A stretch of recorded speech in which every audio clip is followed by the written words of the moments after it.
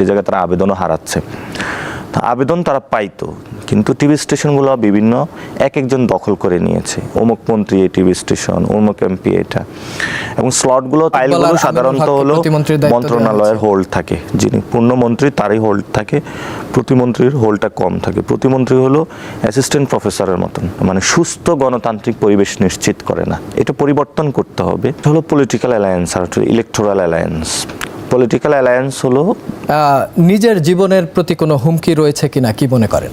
এটা চ্যালেঞ্জিং ছিল সর্বদিক থেকেই, মিডিয়া, ব্যুরোক্রেসি, ডিপ স্টেট, সর্ব জায়গা থেকে চ্যালেঞ্জিং ছিল।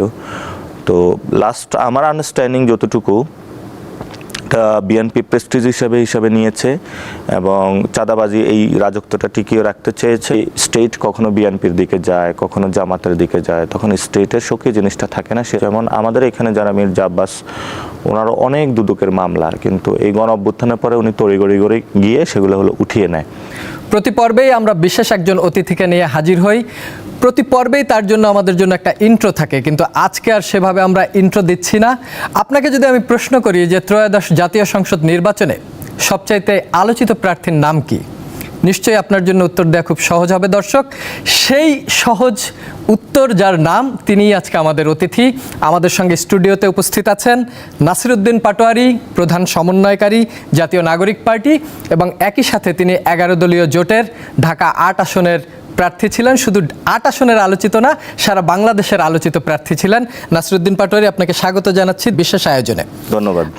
যে প্রশ্নটি দিয়ে শুরু করতে চাই, নির্বাচন হয়ে গেছে, অনেক আলোচনা সমালোচনা ছিল, অনেক উত্তেজনা ছিল, কিন্তু শেষ পর্যন্ত এই নির্বাচনের মধ্য দিয়ে কি গণতন্ত্রের পুনর্জন্ম হলো নাকি ক্ষমতার পুনর্বিন্যাস হলো? ক্ষমতার পুনর্বিন্যাস হলো এবং গণতন্ত্রটা আর একটু পিছিয়ে গেল। আমাদের দেশে যে গণতন্ত্রের সংজ্ঞায়ন করা হয়, যে একটি দল প্রার্থী দিবে, সে অনেকগুলো টাকা চিন্তায়, রাহাজানি, ডাকাতি, চাঁদাবাজি করে কামাবে। ইলেকশনের মৌসুম যেদিন আসবে সেদিন হলো এগুলা ঢালবে, ভোট কেন্দ্র থেকে ভোটগুলো চিন্তায় ডাকাতি করে নিয়ে যাব। এটা হলো বাংলাদেশি ইলেকশনের যেই সংজ্ঞা, এটা আমরা করে থাকি চর্চা বিভিন্ন দলগুলো। কিন্তু গণতন্ত্রে যা ইলেকশনের 3টে স্টেজ থাকে, এটা হলো pre election, during election, post election. So pre ইলেকশনে সাধারণত কাজগুলো বেশি থাকে নির্বাচন কমিশনের কাছে। নির্বাচন কমিশন যে এই কাজটাই উৎসর্গ করলো, সেটা তারা নির্বাচন কমিশনের যে সাংবিধানিক প্রতিষ্ঠান হিসেবে তারা মেরুদণ্ডটা ঠিক রাখতে পারে নাই। অর্থাৎ তাদের নিয়ম ছিল যে আপনি ঋণখেলাপি যদি হন, দ্বৈত নাগরিক যদি হন, তাহলে আপনি নির্বাচনে অংশগ্রহণ করতে পারবেন না। নির্বাচন কমিশনের সামনে যখন হলো মব করা হলো এবং সন্ত্রাসী গোষ্ঠী দ্বারা সেখানে হলো অ্যাক্টিভিটি চালানো হলো, তারা হলো ঋণখেলাপি এবং দ্বৈত নাগরিক যারা আছে তাদেরকে নমিনেশন দিয়ে দিল, অর্থাৎ অ্যাপ্রুভাল করে দিল। সেকেন্ড আসে যে তারা প্রিজাইডিং অফিসারের ক্ষেত্রে অনেক নিয়ম শৃঙ্খলা বহির্ভূত গিয়ে তারা কাজ করেছে এবং ডিরেক্টলি একটা দলের ফেভারে কাজ করেছে। প্রি ইলেকশন হলো যখন সাংবিধানিক প্রতিষ্ঠান এমন করে, তাহলে আসলে নির্বাচন বা গণতন্ত্র এটা পিছনের দিকে ধাবিত হয়। নির্বাচনের দিন যেটা হয়েছে, সেদিনও হলো ইলেকশন কমিশনের হাতে ফুল পাওয়ারটা থাকে। সেই জায়গাটা আমাদের তাদের অ্যাক্টিভিটিস কম দেখেছি। আফটার যে ইলেকশন, যে সেটার পরও যে কতটুকু ভোট কাউন্টিং হয়েছে, কোথায় কোথায় কী প্রবলেম হয়েছে, যে প্রার্থীরা অভিযোগগুলো দিয়েছে সেগুলোর কুইক রেসপন্স কতটুকু, সেই জায়গাটাও তারা নেয়। আমরা শুনেছি যে ট্রাইব্যুনাল গঠন হবে, ট্রাইব্যুনালে একটি মামলা হয়েছিল জনাব সাইদি সাহেবের, এবং ওই মামলার যে শুনানি এটা শেষ হতে হতে ওনার টেনিওর শেষ হয়ে গিয়েছিল। তো টেনিওর শেষ হওয়ার পরে পরবর্তীতে ওনাকে বিজয় ঘোষণা করেছিল, কিন্তু উনি আর সংসদে যেতে পারেন নাই। এই হলো বাংলাদেশের গণতন্ত্রের পরিস্থিতি। এটা শুধু তো নির্বাচন কমিশন কেন্দ্রিক না, দলের ভিতরগুলোর যে গণতন্ত্র চর্চা, বাংলাদেশের মানুষের যে গণতন্ত্র চর্চা, সেই জায়গা থেকে গণতন্ত্র অনেক পিছিয়ে। ফলত আমাদের এখানে একটা সমঝোতা হয়, এখানে আসলে গণতন্ত্র চর্চা হয় না।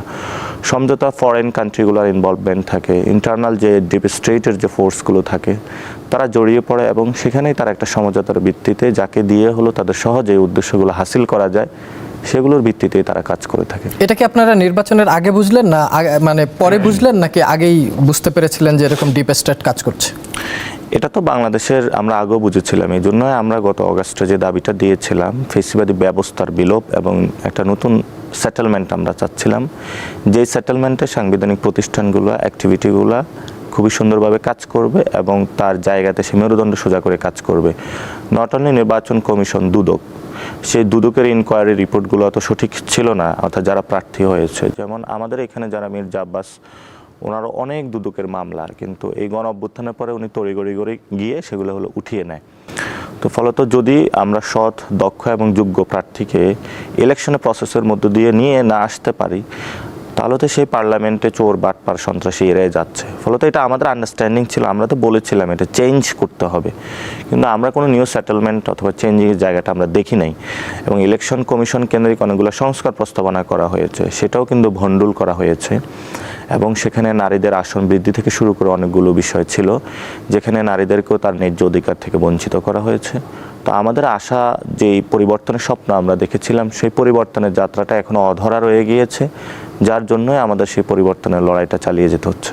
আপনারা যে পরিবর্তনের স্বপ্ন দেখেছিলেন, সেই পরিবর্তন আসলে হচ্ছে কিনা এই প্রশ্ন আপনাকে করব। তার আগে এই পুরো সপ্তাহ জুড়ে অনেকগুলো গুরুত্বপূর্ণ ঘটনা ঘটেছে। সেনাবাহিনীতে পরিবর্তন এসেছে, পুলিশ বাহিনীতে নতুন নিয়োগের বিজ্ঞাপন আসতে যাচ্ছে, স্বরাষ্ট্র মন্ত্রণালয় থেকে 1000-এর উপরে মামলা প্রত্যাহার করার জন্য সুপারিশ করা হয়েছে। আওয়ামী লীগের হামলায় বিএনপির নেতাকর্মী নিহতের খবরও আমরা পেয়েছি এই সপ্তাহ জুড়ে। সিটি কর্পোরেশনগুলোতে প্রশাসক নিয়োগ করা হয়েছে। আপনার একটি স্ট্যাটাস ধরে প্রশ্ন করতে চাই, সমঝোতার ভিত্তিতে ইলেকশন হয় না, হয় সিলেকশন, কিসের ভিত্তিতে এই স্ট্যাটাস আপনার?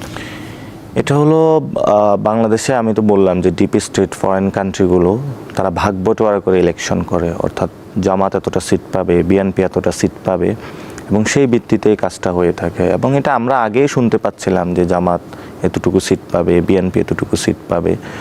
এবং এটা নট অনলি দিস ইলেকশন, অন্যান্য ইলেকশনও এমন হয়ে থাকে। ঠিক আছে, তুমি এই সিটি কর্পোরেশন নাও, আমি ওই সিটি কর্পোরেশন নিই, তুমি এই পোস্টটা নাও, আমি ওই পোস্টটা নিই। তো এটাতে আসলে রাজনৈতিক দলগুলো স্টেটটাকে ভাগ করে ফেলে। ফলে স্টেটের যে একটা স্বকীয় জিনিস, স্টেটের মতন চলবে, will be the eligible person বা যে রাইট পারসন, সে তাকে হলো অ্যাকোমোডেট করে মানুষকে সার্ভিস বা সেবা দিবে। তো সেই জায়গাটা কিন্তু নাই, অর্থাৎ রাষ্ট্রের চেয়ে দল বড় হয়ে যায়। এবং যেখানে হলো স্টেট সবাইকে অ্যাকোমোডেট করার কথা, এখন হলো দলগুলো স্টেটকে অ্যাকোমোডেট করে। সেই জায়গা থেকে আমি বলেছি যে সমঝোতা, এবং সমঝোতা শুধু এটা ক্ষেত্রে না, বিভিন্ন জায়গাতেও সমঝোতা হয়। ঠিক আছে, তাহলে তুমি সংসদে এতটুকু আসন, তাহলে তোমার সাংবাদিক জগতে তাহলে তুমি এই হাউসটা নিবা, আমি ওই হাউসটা নিচ্ছি। অথবা তুমি ঢাকা মহানগরীর দক্ষিণের আহ্বায়ক, তুমি এই হাউস নাও, আমি উত্তরের আহ্বায়ক, আমি এই হাউসটুকু নিই। এরকম যে ভাগ বটোয়ারা করে যে রাজনীতি, সমঝোতার রাজনীতি, এটা আসলে কোনো স্টেটের স্বকীয়তা যে জিনিসটা, সেটা নষ্ট করে দেয়, এবং বাংলাদেশের স্টেট আকারে আমরা ফ্লারিশ করতে পারবো না। তো 24-এর যে আকাঙ্ক্ষা ছিল, যার ভিত্তিতে এই অভ্যুত্থান হয়েছে, তারপর আপনারা কি এমন ভুল করলেন যে শেষ পর্যন্ত এই রাষ্ট্রের সংস্কার আপনাদের হাত থেকে, বা যারা আন্দোলনের স্টেক হোল্ডার ছিল তাদের হাত থেকে আলাদা আলাদা হয়ে গেল? বিএনপিও তো এই আন্দোলনের স্টেক হোল্ডার, জামাত স্টেক হোল্ডার, আপনারা স্টেক হোল্ডার, কিন্তু ক্ষমতার জন্যই কি শুধুমাত্র আমরা সবাই আলাদা আলাদা হয়ে গেলাম এরকম? প্রথমত, আন্দোলনটা যদি কোনো দল বাদ দিয়ে, এই আন্দোলনটা আমি কোনো দলের ক্রেডিট দিব না, এটা পুরো বাংলাদেশের জনগণের, একদম কৃষক, শ্রমিক, কুলি, মজুর, তো প্রত্যেকেই তার জায়গা থেকে এক একটা দাবি নিয়ে এসেছে। আপনি যদি একজন মজুরকে জিজ্ঞেস করেন তুমি কেন এসেছো, এই আন্দোলনে অংশগ্রহণ করেছো, অ্যানথ্রোপোলজিস্ট হিসাবে অথবা যারা গবেষণা করছে, আমার অনেকের সাথে কথা হয়েছে, তো মজুর বলে যে আমার মজুরির যাতে বাড়ে, আমি সন্তান, আমার ওয়াইফকে নিয়ে যাতে ভালো থাকতে পারি। যারা স্টুডেন্ট তারা এসেছে যাতে আমার একটা চাকরির ব্যবস্থা হয় মেরিট বেসিসে। আবার অনেক নারীরা এসেছিল তাদের অধিকারের জন্য। এক একজনের এক একটা পার্সপেক্টিভ ছিল। তো টোটাল মোটা দাগে সবার অধিকারগুলো বুঝে নেওয়ার জন্য জনগণ এসেছিল। তো জনগণের যখন অধিকার নিশ্চিত করতে হয়, তখন স্টেট হলো নিউট্রাল জায়গা থেকে কাজ করতে হয়। সেটা যদি স্টেট কখনো বিএনপির দিকে যায়, কখনো জামাতের দিকে যায়, তখন স্টেটের স্বকীয় জিনিসটা থাকে না, সে রাইটসগুলো ফেরত দিতে পারে না। ফলত জনগণের যে আকাঙ্ক্ষাটা, সেই আকাঙ্ক্ষাটা হলো রাজনৈতিক দলগুলো দুর্বৃত্তায়নের চক্রে পড়ে গেল, যেটা আগে ছিল সেই চক্রটা আবার নতুন করে সক্রিয় হয়েছে। এবং আমরা যখন এই গণঅভ্যুত্থানটা করেছিলাম, সেই গণঅভ্যুত্থানটা আমরা বিপ্লবের পূর্ণাঙ্গ রূপান্তরিত করতে পারি না, অনেকগুলো কারণ আছে। বিপ্লব যখন হয় তখন সার্বিক অবস্থার একটি পরিবর্তন হয়। আপনাদের দেখবেন যে ব্যুরোক্রেসি বা আপনার প্রশাসনিক থেকে একটি মিছিল বের হয় নাই। অথবা আওয়ামী লীগের আগে সময়ে যারা প্রশাসনিক যন্ত্রে নিয়োজিত ছিল তারাই কিন্তু সে ব্যাগ গুছিয়ে বসেছিল। যখন দেখেছে যে এই সরকার এসে কিছু করে নাই, সেই ব্যাগ খুলে আবার ওই ফাইলপত্র নিয়ে চুরি বাটপারি ওগুলোই চালিয়েছে তারা। নট অনলি প্রশাসন, আপনি বিভিন্ন জায়গা থেকে, মিলিটারি থেকেও আসে নাই, সাংবাদিক জগৎ থেকে আপনি একটা দেখবেন না যে বড় একটা মিছিল হলো বের হয়েছে। ফলে বিপ্লবটা পূর্ণাঙ্গ রূপে হয়নি। তো যে অর্ধেক হয়েছে সেই জায়গাটায় আমরাও আবার অনেকটা ট্রাস্ট করে যে মানুষগুলো সমাজের সজ্জন ব্যক্তি ছিল তাদের কাছে দিয়েছিলাম। তো সেই জায়গা থেকে যেমন ডক্টর ইউনূস সে পর্যন্ত দেশে এমন একটা অস্থিতিশীল পরিস্থিতি ছিল যে ওনার বাংলাদেশ থেকে লন্ডন যেতে হয়েছে স্থিতিশীল করার জন্য, এবং সেখানে গিয়ে একটা রাষ্ট্রপ্রধান যিনি হলো তখন দায়িত্বে আসেন নাই তারেক রহমানের কাছে, সেখানে গিয়ে মোটামুটি ওনার মাথা নত করেছেন। নট অনলি দ্যাট, এই সরকারকে অস্থিতিশীল করে রাখা হয়েছিল যে মেয়র হতে হবে এটা নিয়ে। পুরো ঢাকায় তো অচল ছিল। আমরা প্রায় 190টা আন্দোলন হলো, কাউন্টার করতে হয়েছিল, কোনো দল করে থাকে অথবা কোনো গোষ্ঠী করে থাকে। ফলত সার্বিক অবস্থা বিবেচনায় রাজনৈতিক দলগুলো যাতে ক্ষমতার মানে ভোগী হওয়ার জন্য প্রচেষ্টা করেছে, জনগণকে যে তারা কিছু দিবে সেই জায়গাটা তাদের প্রচেষ্টা ছিল না। আপনি প্রথমে ঢাকা 18 আসনে নির্বাচন করার কথা ছিল, তারপরে ঢাকা 8-এ চলে আসলেন, কি কারণে? কোনো যৌক্তিক কারণ ছিল?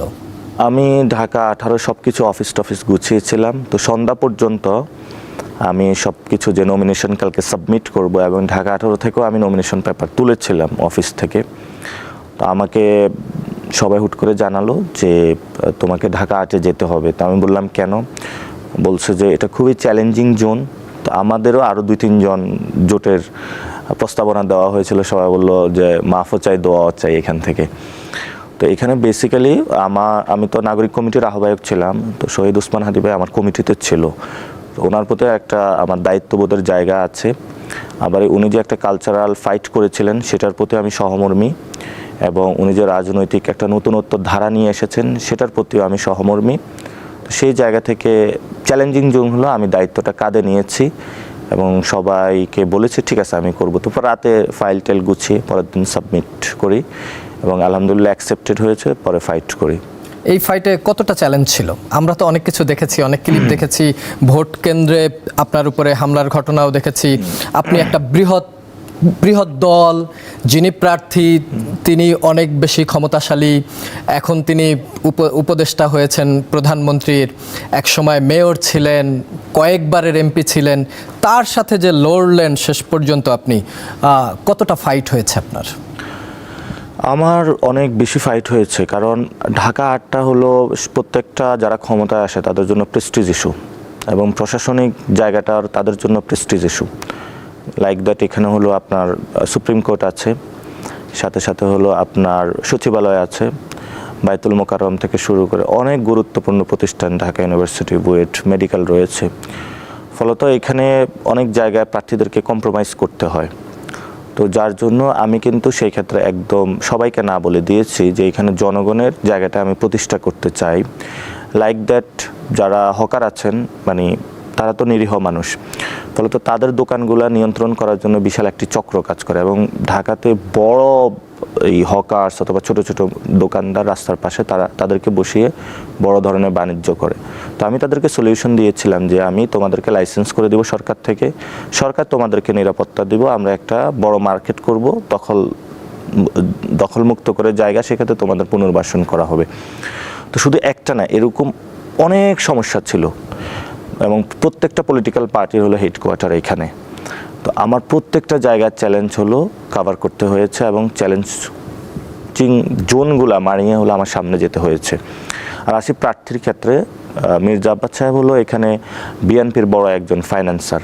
তো আমাদের যে ফাইন্যান্সিয়াল সিস্টেম, যে পলিটিক্যাল পার্টিগুলো, এগুলো হলো বিশেষত চাঁদাবাজি, সন্ত্রাসী, দুর্নীতির মাধ্যমে ওই টাকাগুলো তুলে থাকে। তো উনি ছাত্রদল, যুবদলেরও ফাইন্যান্সার, ফলত ওই জায়গা থেকে যার নুন খায় তার তো একটু গুণ গাইতেই হবে। সেই জায়গা থেকে সকল দেখলাম বুদ্ধিজীবী, সোশ্যাল অ্যাক্টিভিস্ট, হুট করে যারা বাংলাদেশের অনেক ভালো মানুষ মনে করেছি, তারাও তার গুণ গাইতে শুরু করলো। পরে খোঁজ নিয়ে বুঝলাম যে একটু নুন খাইছে সবাই। আর সাথে সাথে এখানে আপনি দেখেছেন যে বাংলাদেশ ব্যাংকে ডাকাতরা যেভাবে যায়, এভাবে হলো 200-300 লোক নিয়ে হলো ডাকাতিও করেছে। প্রিজাইডিং অফিসার দিতে হবে, ক্যাশ টাকা লাগবে, এটা হলো বাংলাদেশের নজিরবিহীন ঘটনা। তো এই ধরনের পরিস্থিতির মধ্য দিয়ে হলো আমার যেতে হয়েছে।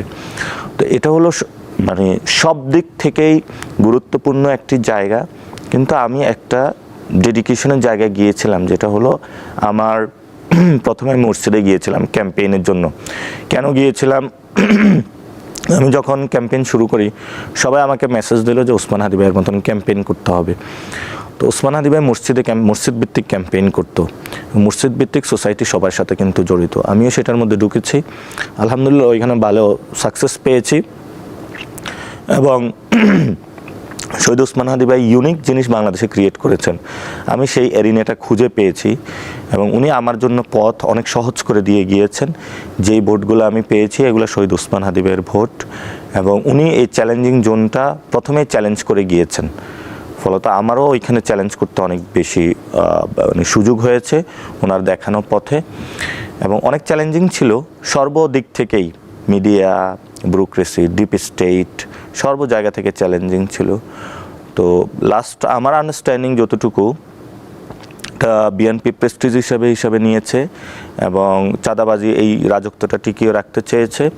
প্রশাসনও সেখানে এমন একজন লোককে চেয়েছে যার মধ্য দিয়ে যে আমাদের পচাগোলা যে সমাজটা আছে সেটা তারা চালাইতে পারবে, শাহবাগ ফুল মার্কেটের মতন এরকম অসংখ্য জায়গায় চাঁদাবাজি করতে পারবে।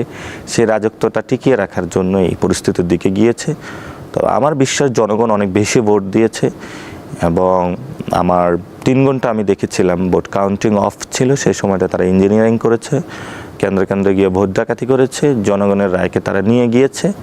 আমার সামনে সুযোগ ছিল যে সবাইকে নিয়ে মাঠে এসে কিন্তু রক্তক্ষয়ী সংঘর্ষ আমি এড়িয়ে গিয়েছি, কারণ আমি মনে করি গণতন্ত্রে কোনো রক্ত না, গণতন্ত্র হলো শান্তিপূর্ণ জিনিস।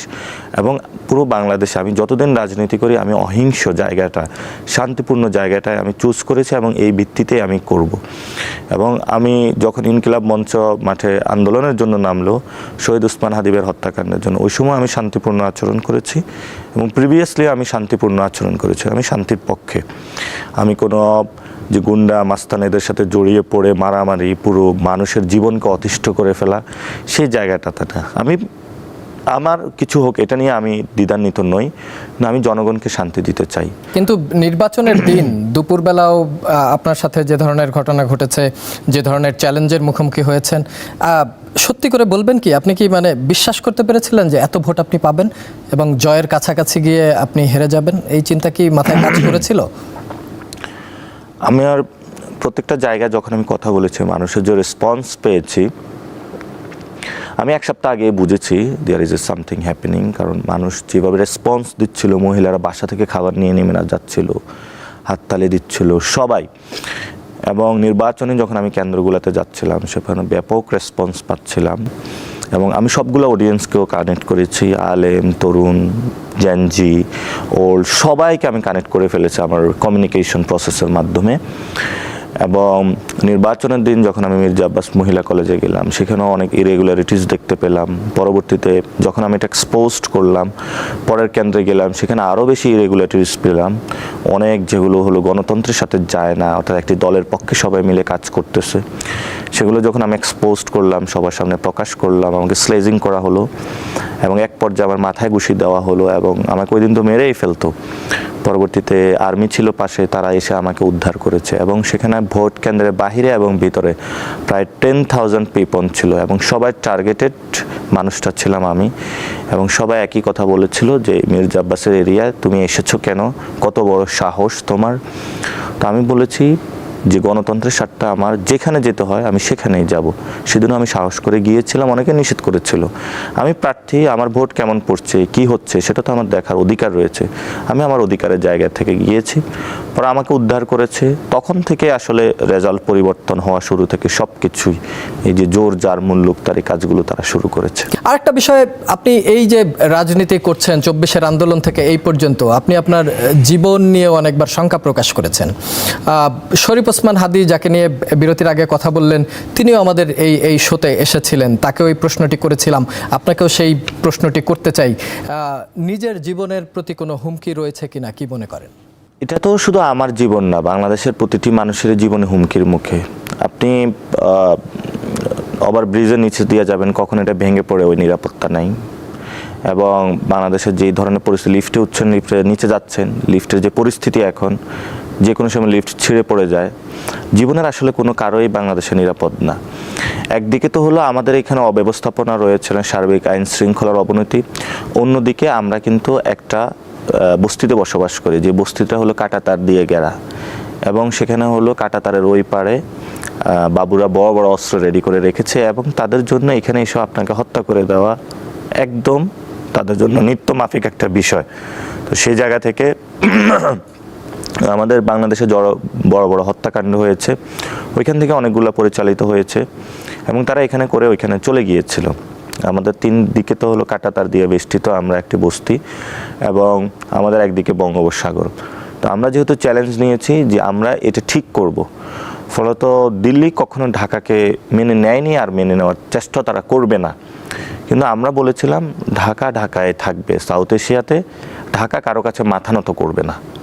যেহেতু আমরা মাথা নত করবো না, সেহেতু বারবার আমাদের এই জন্য আমাদের আমরা দিব না, শির তো চলে যাওয়ার একটা আশঙ্কা থাকে।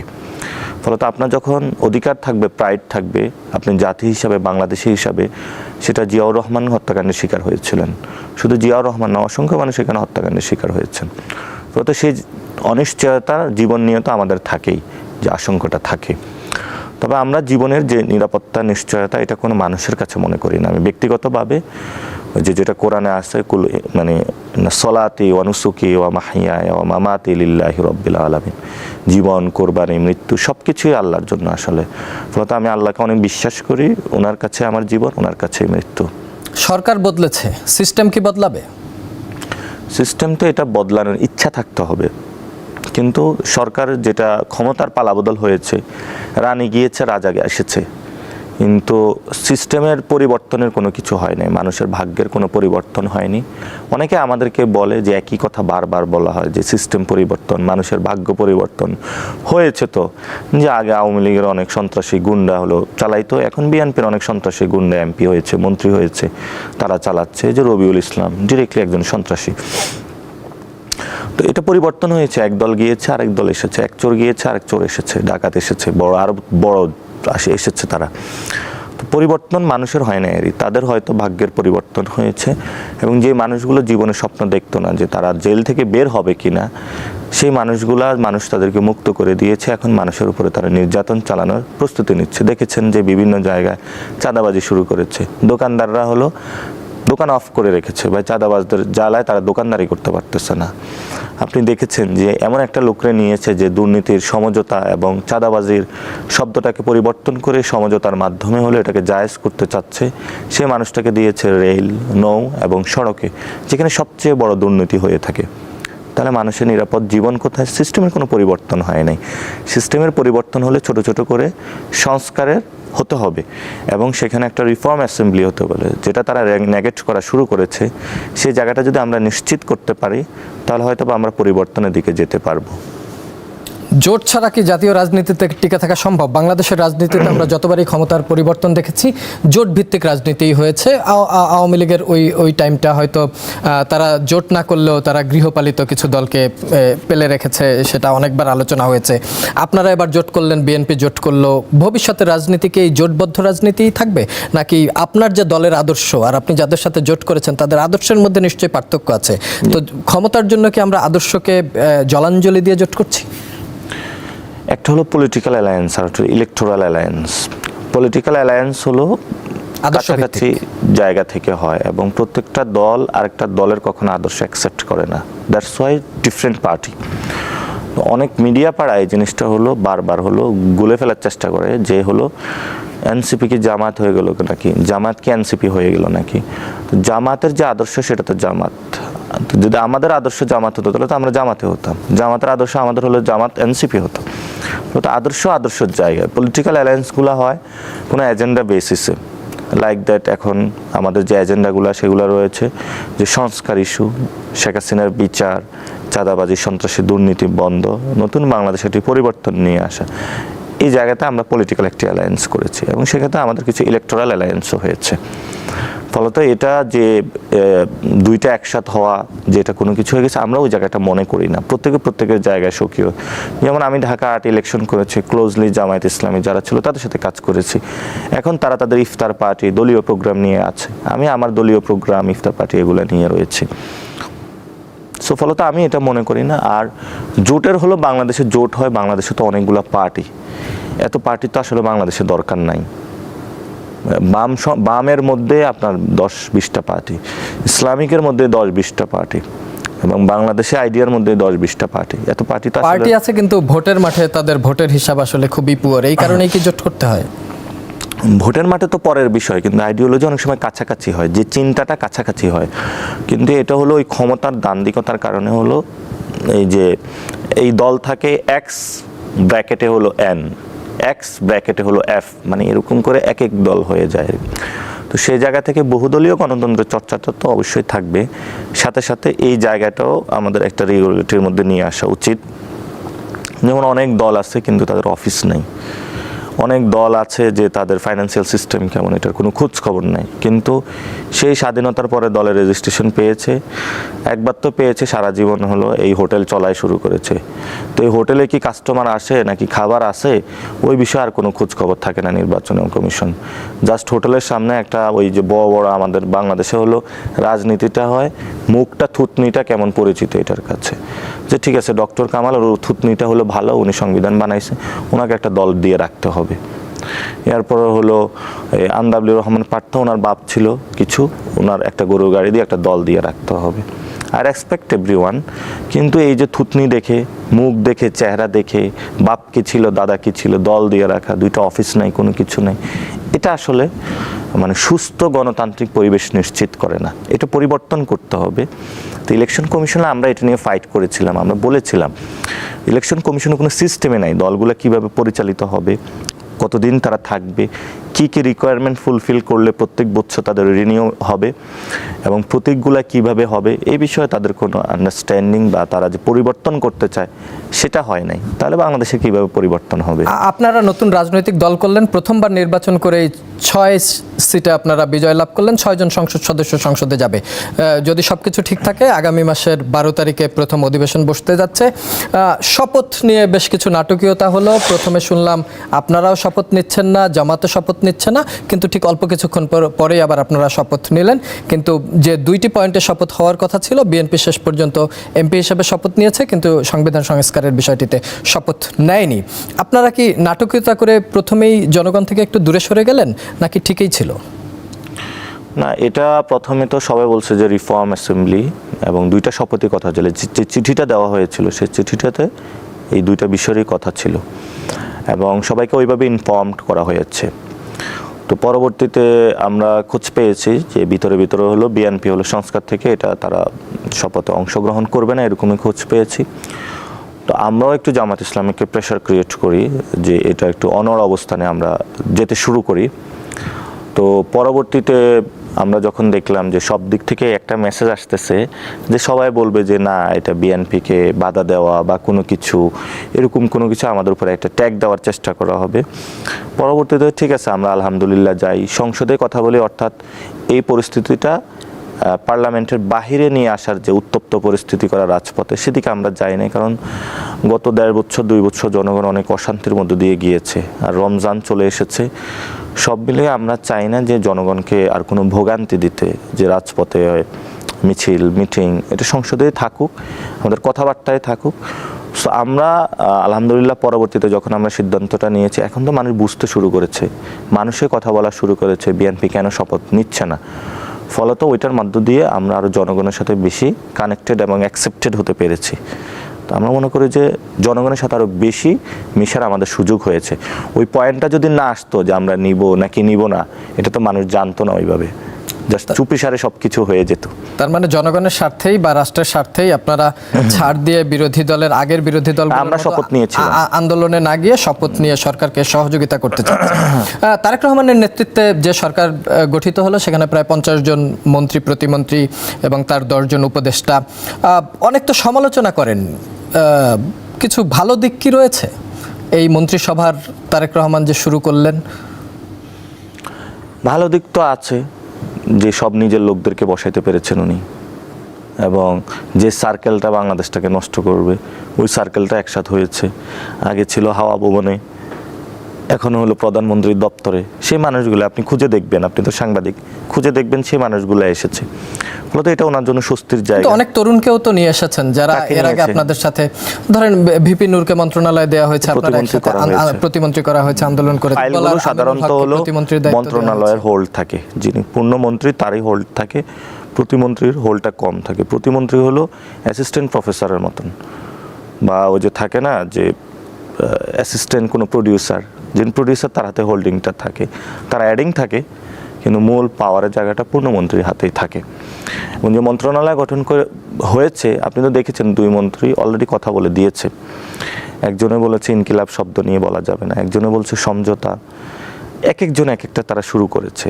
যে এক্সপেকটেশন আমাদের ছিল সেটা অনুযায়ী কিন্তু তারা ডেলিভারি দিচ্ছে না।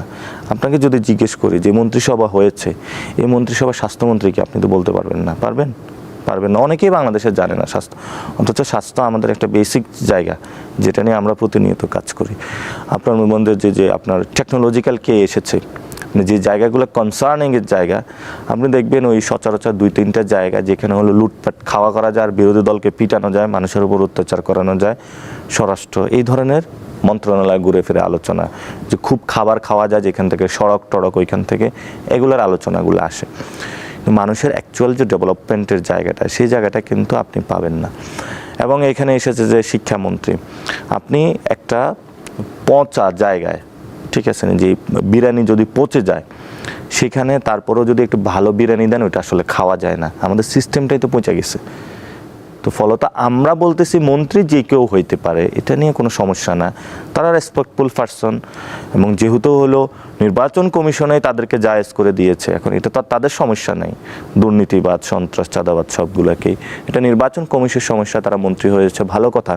তো যারা যে পরিবর্তনের মধ্য দিয়ে যাবে, যে সিস্টেমটা ঠিক করবে, ওটা তো ঠিক করা তাদের মধ্যে কোনো উদ্যোগ আমরা দেখি নেই, সেই জায়গাটা হলো আপত্তি। আমরা কিন্তু কোনো ব্যক্তি বা দলের বিরুদ্ধে না, আমরা হলো চাই সিস্টেমটার পরিবর্তন। এরপরে বিএনপি ক্ষমতায় আসুক, কে আসুক, এটা আমাদের দেখার বিষয় না। গণমাধ্যম নিয়ে আপনার মন্তব্য কি, যে গণমাধ্যম কি স্বাধীনভাবে ভবিষ্যতে চলতে পারবে, বা নতুন সরকার আসার পর, ধরেন এই যে আমরা টকশোতে তারেক রহমানকে নিয়ে, তার মন্ত্রিসভা নিয়ে সমালোচনা করছি, এই গণতান্ত্রিক প্রক্রিয়ায় আমরা মিডিয়া ফিরছি কিনা, আর সমালোচনা সহ্য করার মন মানসিকতা তৈরি হচ্ছে কিনা, বা আপনি নিজে সমালোচনা করলে কতটুকু সহ্য করতে পারেন? বাংলাদেশের গণমাধ্যম অনেক ভালনারেবল জায়গা রয়েছে, কিন্তু একটা অভূতপূর্ব পরিবর্তনও ঘটেছে। ট্রেডিশনাল যে টিভি স্টেশনগুলো, এগুলো অল্টারনেটিভ ছোটো ছোটো মিডিয়া দাঁড়াচ্ছে, বিশেষত মোবাইল জার্নালিজম এটা অনেক দূর এগিয়ে যাচ্ছে, এবং অনেকেই নিজেদের ফেসবুক রিলসের মাধ্যমে যে ধরনের তারা রিচ পাচ্ছে, মানুষের কাছে কানেক্টিভিটি করতে পারছে, ফলত ট্রেডিশনাল যে টিভি স্টেশনগুলো সেই জায়গায় তারা আবেদনও হারাচ্ছে।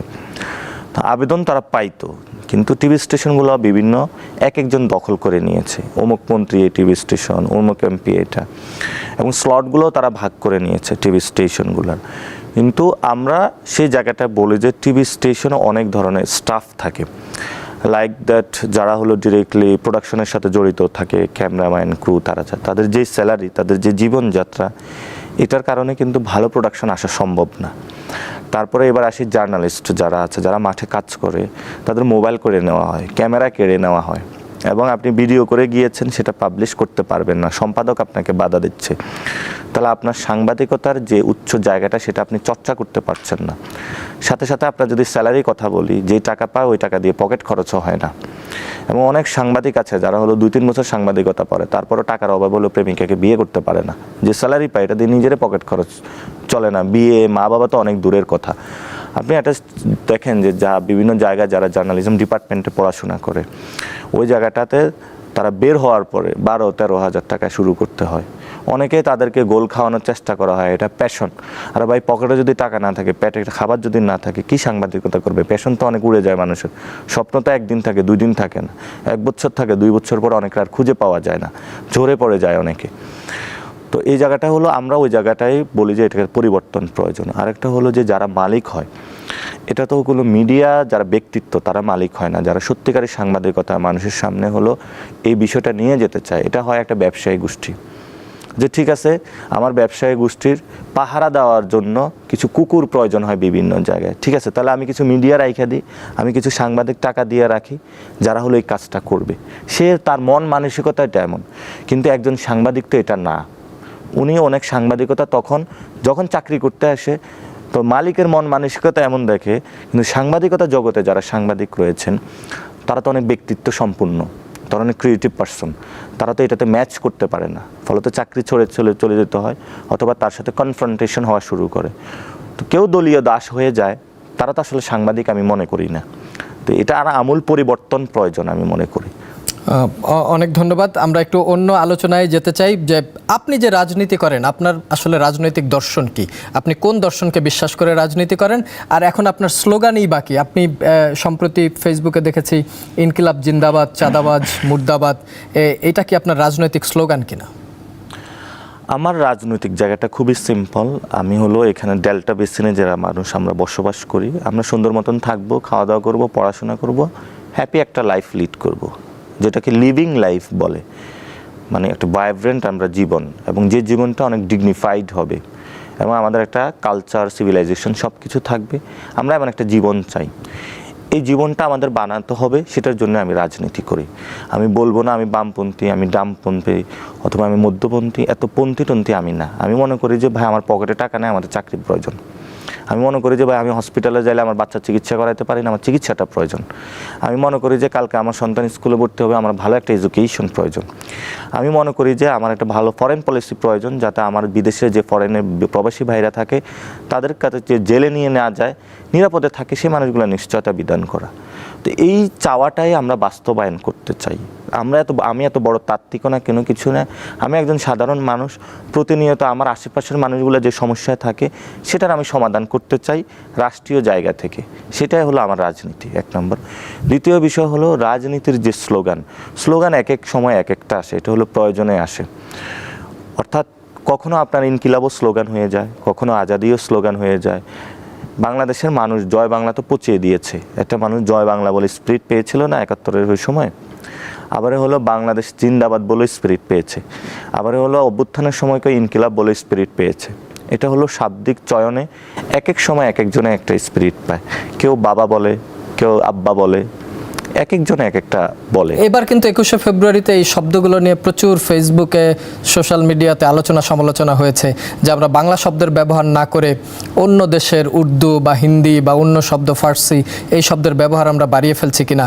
আসলেই এই শব্দের আমাদের জাতীয় জীবনে প্রয়োজন রয়েছে। আমাদের ২১শে ফেব্রুয়ারি, এটা যদি মনে করেন যে এটি ২১শে ফেব্রুয়ারি শুধু বাঙালির নাকি, ২১শে ফেব্রুয়ারি মানে ইন্টারন্যাশনাল মাদার ল্যাঙ্গুয়েজ ডে, সকল ভাষার প্রতি আপনার আবেগ অনুমতি। তো মজলুমের অনেক সময় ভালো মানে অনেক ভাষা থাকে আরই। তো আমাদের সাউথ এশিয়াতে ইনকিলাব এটা আসলে কোনো মজলুমের ভাষা আরই। এটাতে সে শক্তি পায়, সাহস পায়। এটা কোথায় থেকে এসেছে সেটা নিয়ে সে ভাবে না। এখন আপনার অনেক সময় আমাদের ওই যে বলেন আল্লাহ মেঘ দে, পানি দে, এটা ডোল পিটায় কৃষকরা হলো ধান তুলতো, সেটাতে আনন্দ পেত, শক্তি পেত। আবারই দেখা গেছে ইনকিলাব বলে আমরা যখন স্লোগান দিই আমরা সাহস পাই, এবং এটাতে অনেকে আতঙ্কিত হয়ে পড়ে যারা হলো সিস্টেমের বিরোধী তারা। ফলত তাদের শব্দ নিয়ে আপত্তি না, তাদের আপত্তির জায়গাটা হলো ওরা আসছে, আমারও তো শেখ হাসিনার মতন একটু খান খান করে দিতে পারে, তাদের আপত্তির জায়গাটা ওইটা। তো আমাদের জাতীয় জীবনে তো অনেকগুলো শব্দ রয়েছে, যেই শব্দগুলো আমরা ব্যবহার করে থাকি, এবং অনেক ফার্সি, উর্দু শব্দ বাংলাতে প্রবেশ করেছে। এখন বাংলাতে যদি ইনকিলাবের শব্দ আমরা বলি তাহলে কি, এটা বাংলা কি? আজাদি শব্দের বাংলা কি? আজাদি শব্দের হলো ফ্রিডম বা স্বাধীনতা, ঠিক আছে না? কিন্তু আজাদির মধ্যে ইন্ডিয়া থেকে শুরু করে পুরো হোল সাউথ এশিয়াকে আমি কানেক্ট করতে পারতেছি, যার জন্য হলে এই শব্দগুলো আমরা উচ্চারণ করি। ইনকিলাব, আজাদি, ইত্তেফাক এগুলো তো পত্রিকারও নাম এবং দীর্ঘ বছর ধরে চলে আসছে। হ্যাঁ, ইত্তেফাক নিয়ে তো হলো মানে স্বাধীনতার সময় তো অনেক বড় ভূমিকা পালন করেছিল, এবং অনেকগুলা টিভি চ্যানেলের নামগুলো তো বাংলা, মানে বাংলা ওইভাবে নাই। আপনাদেরটা মনে হয় দীপ্ত টিভি বাংলা, তো আমাদের দোকানগুলোও তো এখনো বাংলা না। আমরা মনে করি বাংলা তো অবশ্যই ছড়িয়ে দিতে হবে। আপনি এই শব্দগুলা বলেন, কিন্তু হলো আপনার দলের নামও তো হলো ন্যাশনালিস্ট পার্টি, তো দ্যাটস দ্য ট্রু। তো আমরা তো বাংলার পক্ষে, এবং কিন্তু যে উদ্দেশ্যটা, যে দূরবসন্ধি তাদের, সেটা হলো খারাপ। যেই শব্দগুলো বলা যাবে না, অথবা এটার মধ্যে দিয়ে তারা মূলত চায় তাদের যেই মানে ফেরাউনের রাজত্ব সেটাকে হলো বাস্তবায়ন করার জন্য। যে নির্বাচন কমিশনের আন্ডারে ত্রয়োদশ জাতীয় সংসদ নির্বাচন হলো, কেমন নির্বাচন হয়েছে? নিশ্চয়ই অন্য আগের নির্বাচনের চাইতে অনেক ভালো হয়েছে। দিনের ভোট রাতে যেটা হয়ে যেত, এবার আর রাতে ভোট হয়নি, দিনের ভোট দিনেই হয়েছে। হয়তো কিছু কিছু জায়গায় অভিযোগ রয়েছে। এই নির্বাচন কমিশনে নিশ্চয়ই সামনের স্থানীয় নির্বাচনগুলো করবে, স্থানীয় সরকার, সিটি কর্পোরেশন, আদার যে নির্বাচনগুলো আছে, আপনারা তার আন্ডারে নির্বাচন করবেন কিনা, বা এই নির্বাচন কমিশনকে আপনি কিভাবে মূল্যায়ন করছেন? নির্বাচন কমিশনার যারা যে নিয়োগ যেভাবে হয় সেটার আমরা অনেক আগে বিরোধিতা করেছিলাম এবং আমার কাছেও প্রস্তাবনা এসেছিল যে নির্বাচন কমিশনার সব দল থেকে এক একজন দিচ্ছে, আমাদের থেকেও একজন দেই। আমি যখন জাতীয় নাগরিক কমিটিতে ছিলাম তো আমি এটা অপোজ করেছিলাম। এখন যারা নির্বাচন কমিশনার তারা নিয়োগ পেয়েছে, তারা শেখ হাসিনা আমলে যে একটা বানানো নিয়ম ফ্যাসিস্ট, ওই নিয়ম দ্বারাই পেয়েছে। ফলে তাদের থেকে যে আমরা ভালো কিছু আশা করবো এটা আমরা মনে করি না। ফলত নির্বাচন কমিশনার যে নিয়োগ রয়েছে সেটার আমরা নিয়মও কীভাবে হতে পারে সেটাও বলেছে, যেটা সংস্কার বাস্তবায়নের কমিটির মধ্যে দিয়ে আসার কথা, যেটাকে ঠেকিয়ে দেওয়ার চেষ্টা করা হচ্ছে। দ্বিতীয় বিষয় হলো, অনেক সময় থাকে না যে পরিস্থিতি এমন করে যে মা বাবা বিয়ে মেনে নিতে বাধ্য হয় আর। তো আগে হলো শেখ হাসিনার আমলে হলো ধর্ষণ হইতো আর জোর করে করতো, আর এখন পরিস্থিতি হলো পরিস্থিতিটা এমনভাবে বানাইছে, এখন ধরেন মানে ডিপ স্টেটের জায়গা থেকে এবং অনেকেই, তারপরে হলো ভারত, আওয়ামী লীগ, বিএনপি একসাথ হয়েছে যে ঠিক আছে আমরা এইভাবেই এই বাংলাদেশে এটা করব এবং আমরা এটাতে যাব। তো এখন যদি নির্বাচনে অংশগ্রহণ আমরা নাও করতাম তাহলে বলতো যে ওটা নির্বাচন বিরোধী, মানে এটা শাখের করাতের অবস্থা, উভয় সংকটের অবস্থা। তো আমরা যখন সংস্কার নিয়ে কথা বলতাম যে এরা নির্বাচন চায় না, বিচার নিয়ে কথা বলে নির্বাচন চায় না, তো এখন তো নির্বাচন হয়েছে, এখন সংস্কারের কেন বিরোধিতা করা হচ্ছে? এখন কোনো বিচারের বিরোধিতা করা হচ্ছে? যে মানুষটা ইনকিলাব স্লোগান দিয়ে বলেছে ঢাকা আসো, সে ইনকিলাব স্লোগানে বিরোধিতা করতেছে। যে মানুষটা হলো মানুষের কাছে হলো হাতে পায়ে ধরে কান্না করেছে যে ঠিক আছে আমাদের বাঁচাও, আমাদের অনেক নেতাকর্মী জেলে, সেই মানুষটা আবার এই মানুষকে হলো, যেমন আমি খোঁজ পেয়েছি যে আমার নামে একটা মামলা প্রস্তুতি নেওয়া হয়েছে। আজকে আমার আব্বা ফোন দিল, হলো ইনকোয়ারি গিয়েছে, খোঁজখবর নিচ্ছে, পল্টন থানা আমার নামে মামলা হয়েছে। তো যে সংস্কৃতির কারণে আপনি নিপীড়িত ছিলেন এবং খালেদা জিয়া এই সংস্কৃতির মধ্য দিয়ে ওয়ান কাইন্ড অফ খালেদা জিয়াকে মেরে ফেলা হয়েছে, সেই সংস্কৃতি আপনি আবার জন্ম দিচ্ছেন। তো এটা তো একটা বুকপিঠহীন মানুষেরই, মানুষের বুকপিঠ থাকলে তো কথার কোনো মর্যাদা থাকে। তো এই পরিস্থিতির মধ্য দিয়ে যাচ্ছি, সেই জায়গাতেও মনে করি বাংলাদেশে সুষ্ঠু নির্বাচন যদি করতে হয় ইনস্টিটিউশন আকারে নির্বাচন কমিশনকে ঠিক করতে হবে। আদারওয়াইজ হলো এভরিওয়ান, বাংলাদেশের সবাই এটার জন্য সাফারার, তাদের প্রত্যেকে সাফারার হবে।